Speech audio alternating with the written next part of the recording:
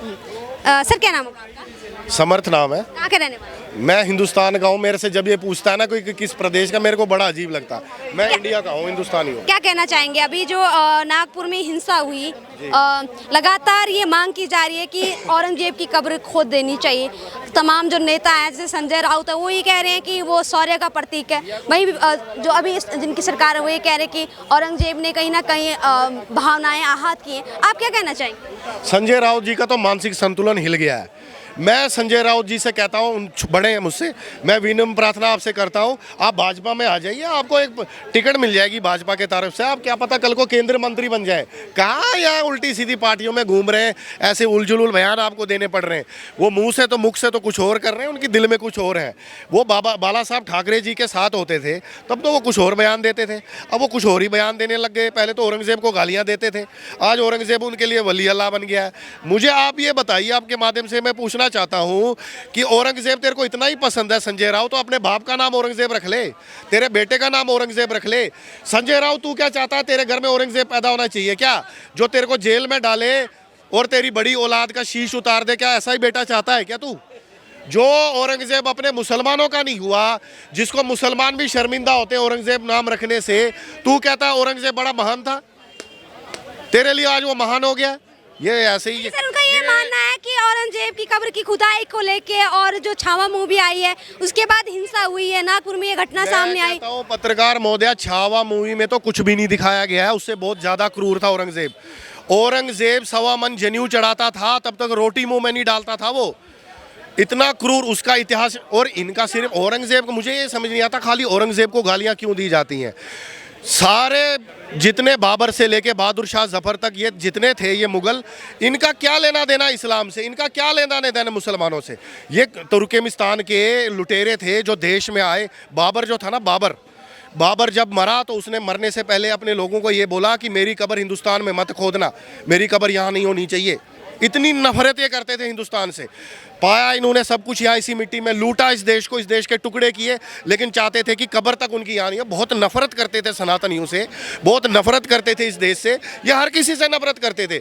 इन्होंने मोहम्मद घोरी से भी लड़ाई की, इन्होंने गजनवी, इन्होंने खाली राजपूतों से लड़ाई नहीं की, सनातनियों से नहीं लड़ाई, ये आपस में भी लड़ते थे। ये किसी के नहीं थे, इनका इस्लाम से कोई लेना। अपने मुसलमान भाई बहनों से मैं कहना चाहता हूँ, एक इंसान, आपके इस्लाम में यही बोला गया है ना कि पड़ोसी अगर भूखा हो तो तब तक सोना नहीं चाहिए। क्या ये सत्य है ये बात? अगर आपके मोहम्मद साहब ने, पीस बी अपॉन हिम, उन्होंने ऐसा बोला है तो आप मुझे ये बताइए फिर औरंगजेब अच्छा इंसान कैसे? या तो मोहम्मद साहब अच्छे हो सकते हैं या फिर औरंगजेब अच्छा हो सकता है, दोनों कैसे अच्छे हो सकते हैं? तो मैं इसीलिए आपके माध्यम से पत्रकार महोदया बोलना चाहता हूँ, औरंगजेब किसी का नहीं है। औरंगजेब की कब्र भी खुदनी चाहिए, उसके चाहने वालों की कब्र खुदनी चाहिए। उसकी तो कब्र खुदेगी, उसको जो चाहते हैं इस देश में उनकी कब्रें खुदनी चाहिए। उनका पता लगाना चाहिए कि ये वो कौन कौन से लोग हैं, और उनके बुलडोज़र तो बाबा जी ने शुरू श्री गणेश तो कर ही दिया है। अब ये बुलडोज़र पूरे देश में घूमेगा। ये बुलडोज़र अब यूपी से बाहर निकल चुका है, अब ये पूरे देश में घूमे।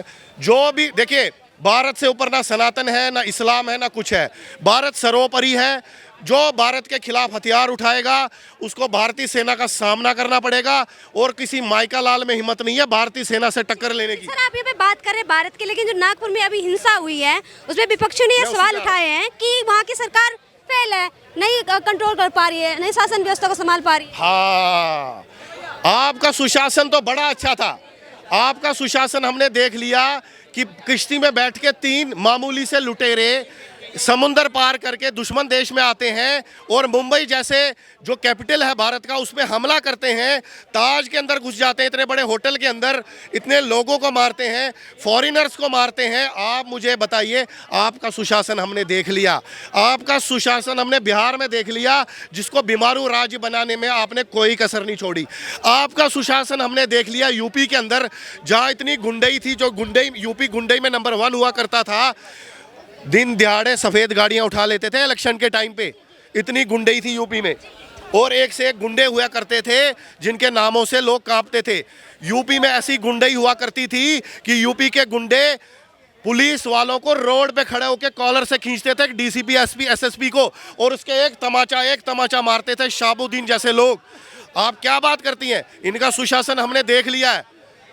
भाजपा अगर आज मेट्रो दे रही है बिहार जैसे राज्य के अंदर, आप मुझे बताइए, मुजफ्फरपुर जैसे एक शहर के अंदर, बिहार के अंदर मेट्रो आ गई, सड़कें देखिए आज बिहार की, गुंडई खत्म हो रही है। बात विकास की नहीं हो रही, बात यहाँ पे शांति की हो रही है, सौहार्द की हो रही है, बात यहाँ पे हिंसा की हो रही है। मैं वही कह रहा हूं। सवाल जो उठाए जा रहे हैं, संजय राउत भी आरोप लगा रहे हैं, संजय सिंह तक यहाँ कह रहे हैं कि जो मूवियाँ आ रही हैं आजकल वो समाज में मिसलीड कर रही है। आपकी सरकार थी संजय राउत जी, आपने क्या कर लिया महाराष्ट्र में? आपने कौन से झंडे गाड़ लिए?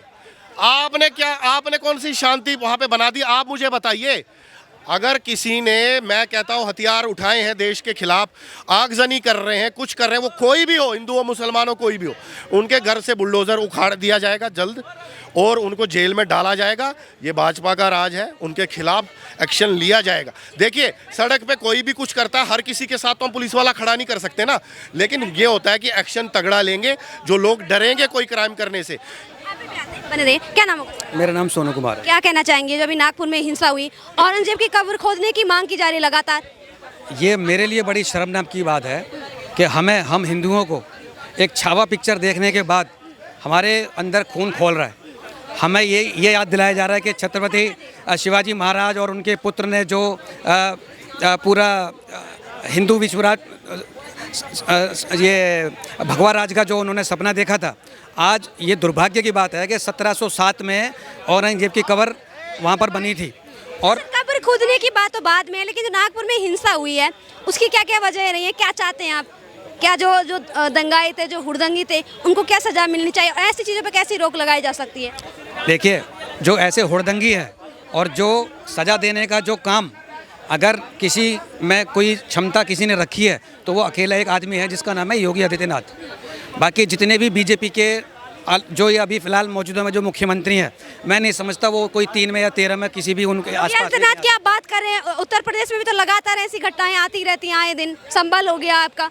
संभल हुआ, थोड़ी सी लापरवाही की वजह से हुआ, थोड़ा हल्के में ले गए मामले को, बस उसके कारण हुआ। लेकिन उसके बावजूद मैं कह रहा हूँ, दोबारा से मैं सभी इन दंगाइयों को आमंत्रित करना चाहूँगा कि एक बार आप उत्तर प्रदेश में आप एक पत्थर चला के दिखा दीजिए। सुनिए, डबल इंजन की सरकार होते हुए भी ऐसी हिंसाएं क्यों? ये डबल इंजन कहने के मात्र है। ये योगी आदित्यनाथ नरेंद्र मोदी को थोड़ा इज्जत देने के लिए बोल देते हैं कि डबल इंजन की सरकार है। उत्तर प्रदेश में सिंगल इंजन की सरकार है। योगी आदित्यनाथ अपने दम पर फैसला करते हैं, अपने दम पर डिसीजन लेते हैं और अपने दम पर दंगाइयों को सबक सिखाने की क्षमता रखते हैं वो। मैं दोबारा आपके माध्यम से ये कहना चाह रहा हूँ, मैं एक बार दोबारा उत्तर प्रदेश में आके कोई भी मुसलमान भाई एक बार पत्थर चला के दिखा दे, एक बार आके। मैं कह रहा हूँ वो जिस तरह से कार्रवाई करते हैं, पूरा खानदान, उनके अब्बू पापा सब वो नेस्तनाबूद कर देता है आदमी वो।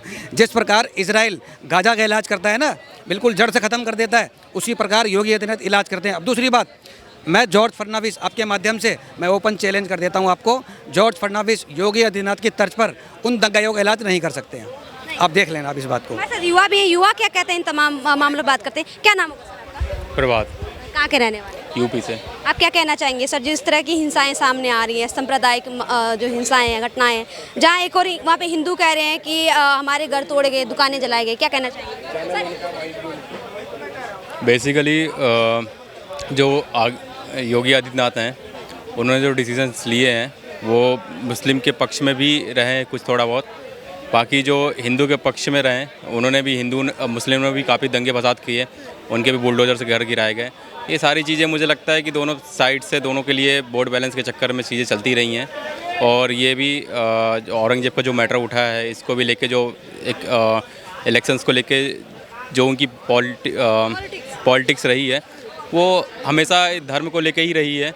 तो हमेशा उन्होंने धर्म के बीच में हमेशा कोई ना कोई मुद्दे उठाए, उन्होंने चीज़ें उठाई। तो मैं, जैसे आप कह रहे हैं कि धार्मिक पॉलिटिक्स जो है, धार्मिक पॉलिटिक्स हो रही है, इस वजह से ऐसी चीज़ें सामने आ रही हैं कि एक तरफ दंगे हो रहे, दूसरी तरफ घर तोड़े जा रहे हैं। मतलब आप किसकी बात कर रहे हैं? मौजूदा सरकार की बात करें, पिछली सरकारों की बात करें, या सब पे आप आरोप लगा रहे हैं? मैं सब पे आरोप लगा रहा हूँ। मैं कोई पर्टिकुलर किसी पार्टी पे मैं पॉइंट आउट नहीं करूँगा। ये सारी पार्टी का लगभग सबका एक मोटिव रहा है। किसी पार्टी का वैकेंसी को लेकर रहा, किसी पार्टी को धर्म को लेकर रहा, कभी कुछ, मतलब ऐसे ये वोट बैलेंस की जो राजनीति रही है, इन्होंने सबको ऐसे ही लेके साथ लेके चलना कि कुछ ना कुछ मुद्दे उठाते रहना, कुछ ना कुछ कंट्रोवर्सी में बने रहना। बड़ा सवाल है यहाँ पे, युवा कह रहे हैं यहाँ पे धर्म की राजनीति हो रही, वोट बैंक के लिए इस तरह की घटनाओं को अंजाम दिया जाता है, फिर जिसमें सरकार एक्शन लेती है। ये दंगे होते रहेंगे और ये दंगे कभी रुकेंगे नहीं।